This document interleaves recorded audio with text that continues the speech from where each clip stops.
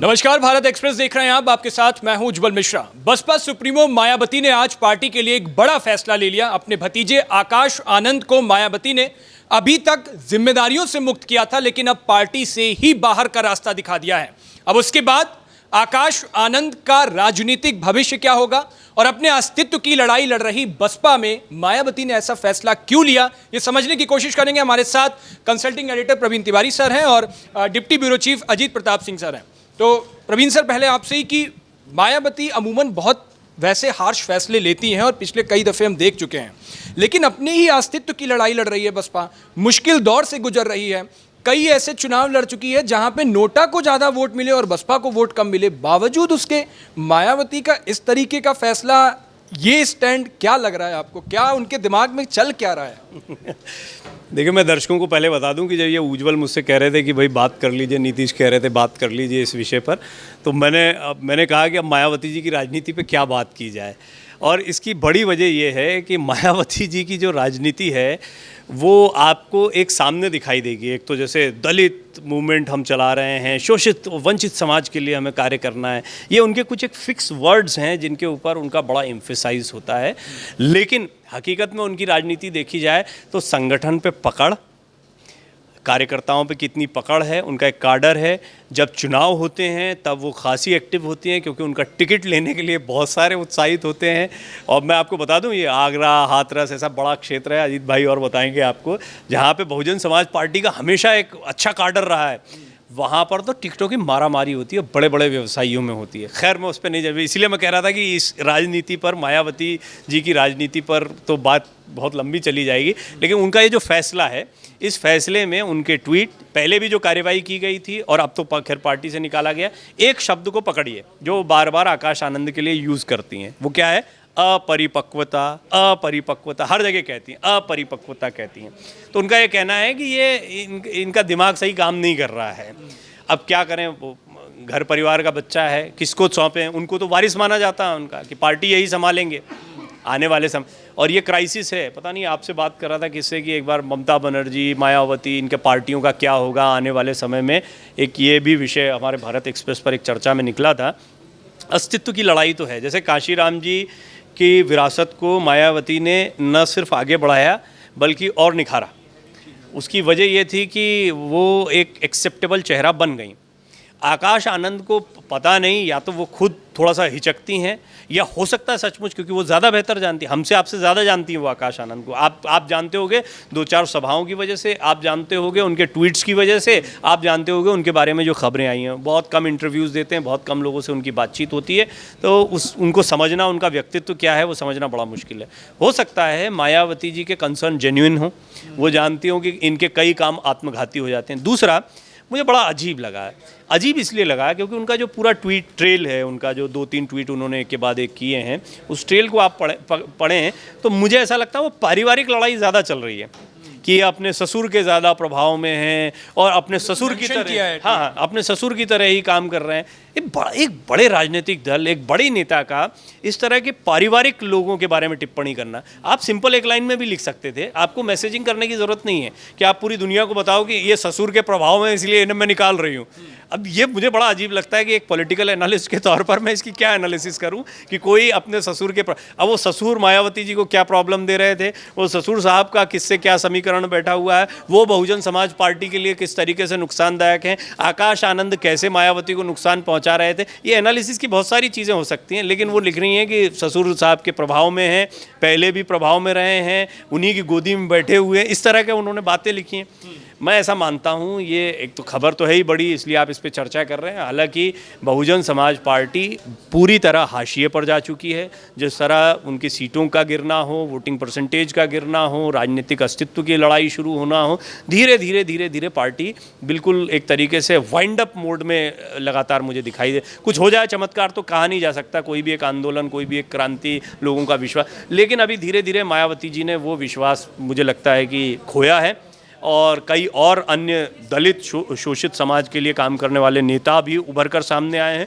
Bharatiya Janata party की राजनीति अलबत्ता बिल्कुल अलग है। वो कहते बटो मत, एक साथ रहो, वो जाति और इसमें बांटना नहीं चाहती है। कांग्रेस का मूड रहा है, बहुजन समाज पार्टी का मूड रहा है, वो काडर को हिंदू मुस्लिम वो उनका भी ये एक अलग राजनीति है, पोलराइजेशन की उनकी राजनीति है, लेकिन उनको इससे दिक्कत होती है। हाँ, अलबत्ता कई बार काउंटर करने के लिए कांग्रेस या किसी अन्य बड़े दल को कि वो दलित शोषित वंचित समाज के वोट की तरफ जाए, मायावती कई जगहों पर उनको फ़ायदा पहुंचा देती हैं। ऐसे बहुत सारे उदाहरण हैं, कई सीटों की एनालिसिस मैं आपको दे सकता हूँ। डायरेक्टली नहीं, इनडायरेक्टली अपरोक्ष रूप से वो फ़ायदा पहुंचाती हैं। तो ये एक वजह है उनकी राजनीति, मैं आपको बता रहा था। और इस सब के बीच में आपने जो आकाश आनंद जी, मैं तो बहुत गंभीरता से इसको नहीं लेता, उनके घर का मामला है, लेकिन जहाँ तक मायावती जी और बहुजन समाज पार्टी की राजनीति का सवाल है, वो मेन स्ट्रीम राजनीति से हटके एकदम एक डिफरेंट राजनीति है। बिल्कुल अजीत सर, एक जैसा कि सर अभी बता रहे थे कि मेरठ में वेस्ट यूपी में मायावती का काडर जिसकी बात कर रहे थे टिकट को लेकर के, और तमाम वेस्ट यूपी से ही एक बड़ा दलित चेहरा चंद्रशेखर आते हैं। अब मायावती की पार्टी बसपा हाशिए पर जा रही है और युवा चेहरे के तौर पर चंद्रशेखर बहुत तेजी से उभर रहे हैं, दलितों के लिए मुखर होकर के बोलते हैं, पहुंचते हैं वहां पर। तो आपको नहीं लगता कि मायावती वो हर वैसे काम करती जा रही हैं जो बसपा को लॉस में ही कर रहा है? देखिए, मायावती को इस समय समझ में नहीं आ रहा है कि वो क्या करें जिससे पार्टी का फ़ायदा हो। और हकीकत में जो भी उनके जो स्टेप्स रहते हैं, जो भी रणनीति रहती है, उससे बीएसपी बिल्कुल ख़त्म होती जा रही है। आप चाहे पिछले साल जो चुनाव हुआ लोकसभा का 2024 में, एक भी सीट यूपी में नहीं जीती। 2019 में सपा के साथ गठबंधन था बसपा का, और दोनों पार्टियां मिलकर 15 सीटें जीती। जबकि 1992 में जब बाबरी मस्जिद गिराई गई थी, उसके बाद जब चुनाव हुए थे तो सपा और बसपा का गठबंधन था। लोग सोच रहे थे कि बीजेपी सत्ता में आएगी, लेकिन सपा बसपा गठबंधन सत्ता में आया और मुलायम सिंह की सरकार बनी। 2007 में अकेले दम पर मायावती की सरकार बनी उत्तर प्रदेश में, 200 से ज़्यादा सीटें उन्होंने जीती और 5 साल बिल्कुल अच्छे से उन्होंने एक सोशल इंजीनियरिंग के तहत पूरा राज किया यूपी में। लेकिन आप 2017 के बाद देखिए तो बसपा, ऐसा लगता है कि लोग इस्तेमाल कर रहे हैं, मैं अपने आप को नहीं बोलूँगा, लोग इस्तेमाल कर रहे हैं एक ऐसा शब्द कि ये बीजेपी की टीम बनती जा रही है। क्योंकि बी टीम, क्योंकि जी पहली बार जब आकाश आनंद को निकाला गया तो पिछले लोकसभा चुनाव में उनका एक स्टेटमेंट था बीजेपी के खिलाफ, जिसके चलते उनको हटाया गया था।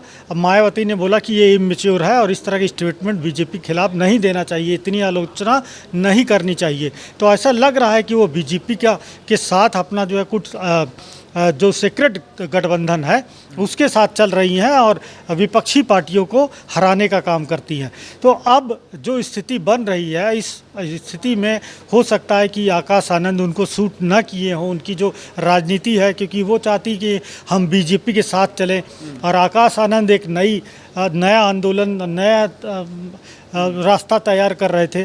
तो यही वजह है कि ये होना तय था, पहले हटाया गया लेकिन अब तो पार्टी से बाहर भी कर दिया गया।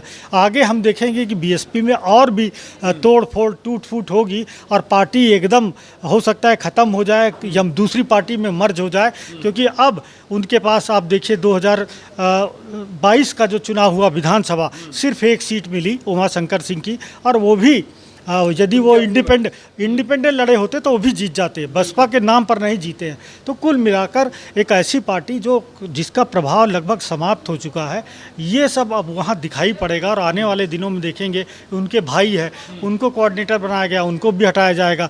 दूसरे भाई का जो लड़का था, दूसरा भतीजा, उसको आगे लाया गया है। तो ये सब परिवार में होता रहता है और हमने कई परिवारों में इस तरह राजनीतिक परिवारों में देखा। दक्षिण में हमने देखा कि स्टालिन और उनके भाइयों में, उनके बहन में कितना विवाद रहा है जो है। तो ये बसपा में भी दिखाई देगा और इसी के चलते बसपा लगभग समाप्त होने को है। प्रवीण सर, चलते चलते एक दर्शकों की मतलब चूंकि राजनीति पर बात करते तो कुछ भी संभव है, कहीं ऐसा तो नहीं कि मायावती वो राहुल गांधी वाली गलती नहीं करना चाहती हो कि ज़बरदस्ती किसी को पॉलिटिक्स में ले आओ, उसका मन नहीं है। आकाश आनंद ने ऐसा तो नहीं अपने मन की बात बताई हो, वो नहीं करना चाहते, और मायावती ये जानती हो कि जब नहीं करना चाहते तो फिर पार्टी बाद में हाशिए पर जाए, उससे बेटर है कि अभी से उसको मैनेज करके चला जाए। नहीं, क्यों नहीं करना चाहते, खूब करना चाहते हैं। अच्छा, अभी आपका ये जो जब भी खबर देख रहे होंगे उसका थंब होना चाहिए आपका कि ये बड़ी गलती भारी पड़ी आकाश आनंद को और इस वजह से निकाले गए हैं। तो वो उस गलती को मैं बता देता हूँ। गलती जो है मायावती ने बता दी अपने ट्वीट में। हकीकत क्या है कोई नहीं जानता। ये आपस मैंने पहले ही बोल दिया, ये घर का झगड़ा है और इसमें कोई झंझट में पड़े कि हम राजनीतिक विश्लेषण करें। इसका उनके घर में चल रहा है उठापटक, मायावती जी लेती रहती हैं इस तरह के निर्णय। आकाश आनंद उनका क्या चल रहा है क्या नहीं चल रहा है हमें क्या पता। घर का मामला है, उसमें हम कोई राजनीतिक विश्लेषण करें। हालांकि बड़ा अच्छा विश्लेषण अजीत जी ने रखा पार्टीगत तरीके से, किस तरह बहुजन समाज पार्टी का काडर कमज़ोर हुआ, क्या उनकी शक्ति रही, गलती क्या है उनकी। आकाश आनंद की गलती पहले तो ये है कि उन्होंने एक ट्वीट किया, जो उन्होंने ट्वीट किया है, लंबा सा ट्वीट किया है, उसी को रेफरेंस लेते हुए मायावती ने फिर ये जो ट्वीट किए हैं एक के बाद एक वो किए हैं। अब आकाश आनंद क्या लिखते हैं? आकाश आनंद लिखते हैं कि दलित शोषित वंचित समाज के लिए ये एक मिशन है और ये चलता रहेगा, और बहन कुमारी मायावती जो हैं उन्हीं से मैंने सब सीखा है इसे। तो उन्होंने जो कुछ लिखा है उसको जब आप पढ़ेंगे तो वो एक तरीके से ये घोषणा कर रहे हैं कि सब उनसे सीखा है और मेरा ये अभियान चलता रहेगा। भले ही मुझे निकाल दिया गया है लेकिन ये लड़ाई तो अन्य मंचों पर भी चलती रहेगी। ये किसी पार्टी से जुड़ा हुआ नहीं, आप उसको पढ़िएगा गौर से। तो उससे एक भाव ये जाता है उसको, मुझे लगता है कि लिखने वाले ने कैसे लिखा होगा, पढ़ने वालों ने 10 बार पढ़ा होगा, फिर जिन्होंने मायावती जी को समझाया होगा वो अलग अलग तरीक़ों से समझाया होगा कि अरे मैडम ये लिखना चाह रहे हैं ये, तो वो ये लिखना चाह रहे हैं कि आपकी पार्टी से ही नहीं चलता है दलित समाज का, हमारा तो और मतलब ये समाज के लिए काम करना, पार्टी के लिए थोड़ी काम करना, हम राजनीति के लिए थोड़ी हैं, हम तो मिशन के लिए हैं। तो उसको इन्होंने जो, अब मायावती जी लिखती हैं, इन्होंने जो कुछ लिखा है ये इनकी अपरिपक्वता का, इमेच्योरिटी को दिखाता है, उन्होंने ऐसे करके लिखा है। तो वो बार बार, और मैंने फिर बाद में जब भी कार्रवाई हुई, आप सही कह रहे हो, ये अपरिपक्वता शब्द मैंने अभी जितने भी कमेंट आकाश आनंद के ट्वीट पर भी पढ़े, एक्स पर जो उन्होंने पोस्ट किया है, उसमें भी नीचे जो वो मायावती जी के निश्चित ही समर्थक होंगे वो भी यही लिख रहे हैं कि आपकी ये पोस्ट ही बता रही है कि आप अपरिपक्व हैं, आपकी ये पोस्ट बता रही है कि आपको परिपक्व हाथों में अपना सोशल मीडिया हैंडल देना, इस तरह के उनको कमेंट आ रहे हैं। तो ये एक तो घर की लड़ाई, पहली तो आकाश आनंद मायावती जी की जो खटपट चल रही है, उनके ससुर से उनको क्या प्रॉब्लम है वो जाने। जहाँ तक बहुजन समाज पार्टी का सवाल है, बहुजन समाज पार्टी लगातार डाउनफॉल की तरफ जा रही है। हाँ, अलबत्ता कई बार इस तरह की जब चीज़ें आती, पार्टी कुछ और तो कर नहीं रही है, बीजेपी कुंभ जैसा आयोजन कर रही है, कांग्रेस इंडिया ब्लॉक बना रही है, समाजवादी पार्टी ने अपनी ताकत को बढ़ाया, भी कंफ्यूज है क्या कर रही है बहुजन समाज पार्टी, तो यही कर ले तो आज उज्जवल मिश्रा इस पर चर्चा कर ले, पत्रकार इस पर बात कर ले कि आकाश आनंद निकाल दिए किसके हवाले। कहीं किसी दिन ऐसा तो नहीं आएगा कि मायावती कह दें कि अब कार्यकर्ता बसपा हवाले, अब तुम्हारे हवाले। जब से मायावती जी ने जब से क्या संभाली, उन्होंने बोला भी है कि कोई उत्तराधिकारी नहीं बनेगा जब तक मैं जिंदा हूँ, वो बनने भी नहीं देंगी। लेकिन मायावती जी का अपना एक सियासत करने का तरीका, और मैं मानता हूँ कि ऐसे देखिए जोक सपाट तो एक हल्की बात में नहीं, मायावती की राजनीति एक बहुत कद की राजनीति रही है। एक बहुत मजबूत नेता के तौर पर मायावती उभर कर सामने आई भारतीय राजनीति में। अब आप उसको उम्र का एक पड़ाव कह लें, राजनीतिक रूप से एक पार्टी को संभालना आसान, वो भी सिंगल हैंडेडली संभालना, जैसे तृणमूल कांग्रेस को संभाल रही हैं ममता बनर्जी, जैसे जयललिता ने संभाला। कहाँ है जयललिता के बाद में सब बिखर गया कि नहीं बिखर गया। इसी तरीके से नीतीश कुमार, आप देख रहे हैं निशांत कुमार, अब कितना नाम चलने लगा, अचानक से ही चलने लगा है। अभी तक किसी ने सुना ही नहीं था कि नीतीश कुमार जी का बेटा भी है। अच्छा, बेटा है तो राजनीति में क्यों नहीं आता है, आप देखिए तो कितना तेज़ी से ना। तो ये जो विरासत वाली राजनीति होती है, ये बड़ा मुश्किल काम होता है। और पहले तो जो चला रहे हैं वही चला लें, विरासत को वो संभालता है। जैसे एक उदाहरण देकर बात को समाप्त करता हूँ। प्रधानमंत्री मोदी जब आए तो वो भारतीय जनता पार्टी की विरासत को संभालने आए थे। किसकी विरासत? लाल कृष्ण आडवाणी और अटल बिहारी वाजपेयी के इमीडिएट बाद। हालांकि और पुराने आप पे पीछे चले जाएं तो जनसंघ का अपना इतिहास है, भारतीय जनता पार्टी का अपना इतिहास है। लेकिन 2014 में जब से मोदी आए और प्रधानमंत्री बने, उसके बाद से भारतीय जनता पार्टी को देखिए। और जिस समय उन्हें 2009 में भी लॉन्च किया जा रहा था, लाल कृष्ण आडवाणी का चेहरा लेकिन रखा गया। उनको विरोध किसका? उन्हीं जो मार्गदर्शक मंडल में बैठे ना, ज़्यादातर उन्हीं का झेलना पड़ा था। अब वो जब 2009 में आते तो भी शायद सदपरिणाम मिलता बीजेपी को, लेकिन UPA 2 आने का मौका मिल गया। उसकी बहुत बड़ी वजह थी कि मोदी को रोका गया उस समय पर। लेकिन जब वो आए तो उनके प्रति कार्यकर्ताओं का या तो कोई ऐसा चेहरा क्रिएट हो जाए मायावती जी के पास में, वो जानती है कि आकाश आनंद ने ऐसा चेहरा नहीं है, कि मायावती के समकक्ष कुछ तो खड़ा हो, कोई तो ऐसा चेहरा हो जो अपने आप को स्थापित करे और कार्यकर्ता और जनता उसके पीछे जाए कि हाँ, इसमें काशीराम और मायावती की झलक। वो है ही नहीं। तो वो जब तक नहीं है तब तक कौन खुद ही संभालेंगी। वो भी जो संभाल रही हैं उनकी भी अब वो इमेज नहीं रह गई जो एक समय पर हुआ करती थी। तो सियासत की विरासत को संभालना भी मुश्किल है और समझना भी मुश्किल है। और इसी चीज से गुजर रही है बसपा इन दिनों। मायावती के हार्श फैसले की वजह तो वो ही जान सकती हैं, लेकिन सियासत में इसके अलग अलग अपने परिणाम निकाले जाते हैं, अलग अलग तरीके से लोग विचार रखते हैं और सोचे जाते हैं।